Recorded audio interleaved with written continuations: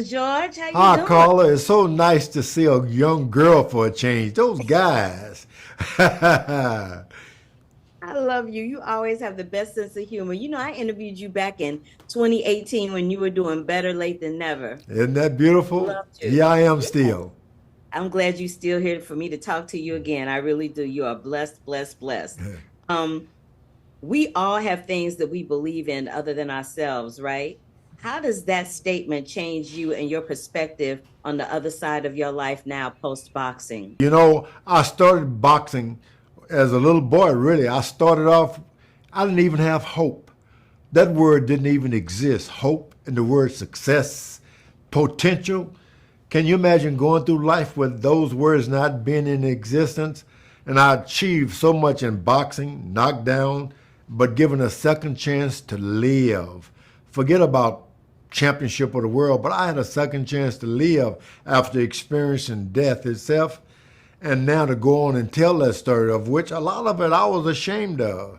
I didn't want to reveal my secrets of my life. They pulled it out of me in a movie, and I saw it in art. That was an ever-changing experience to watch my life in a movie. Chris Davis, a great job.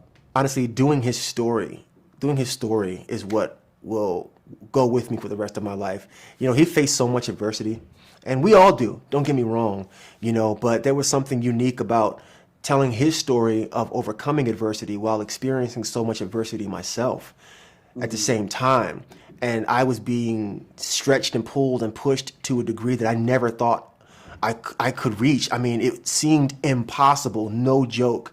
It seemed impossible. But I was still standing, and I would finish another day. I'd finish another day, and I was certain that at the end of filming, I was going to be like, yes, I'm done. I don't never want to see you people like that. But then we finished filming, and I was like, wait a minute. I think I can go 2 more weeks.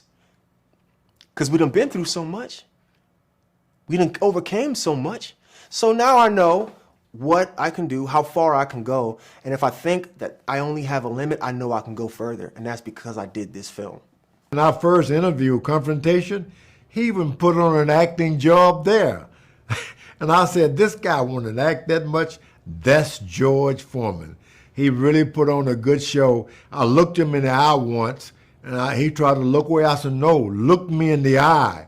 And I gave him that experience of what the other guys I got into the ring with were frightened. But he looked me in the eye and said, don't look away until you see me.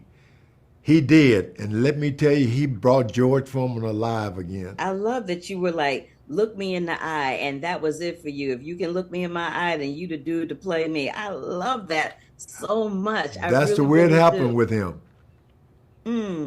I love that. What would you say has been the biggest, most inspiring piece of advice you've received throughout your life? Because you've lived a long and beautiful life, and you had so many different chapters and reincarnations along the way.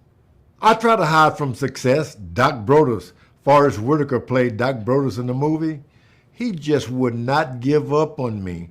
So many times I thought, boy, I've disappointed him once, disappointed him twice. He's done with me. He found me when I tried to hide back in Houston, Texas, brought me back to California, took his hard-earned money to buy a plane ticket, and I didn't have anything in me special. He believed in me. This movie is about never giving up on someone you love. Could be a daughter, could be a son, a relative. Don't give up on them. There's something called potential all of us have. Well, you have the potential for inspiring. You really do. Yeah. You inspire me every time I speak to you because you speak from the heart and you speak from a place of wealth spiritually. You understand what I'm saying? Yes. I appreciate that. And I really do appreciate you. It is all, I'm about to cry. Oh, get together. I really enjoy speaking to you. And I'm so grateful that I still have another opportunity to talk with you yet again. Thank you so, so very much for giving me your time. I really do appreciate it. And thank you for having me. Absolutely. Bye, Mr. George. Bye-bye.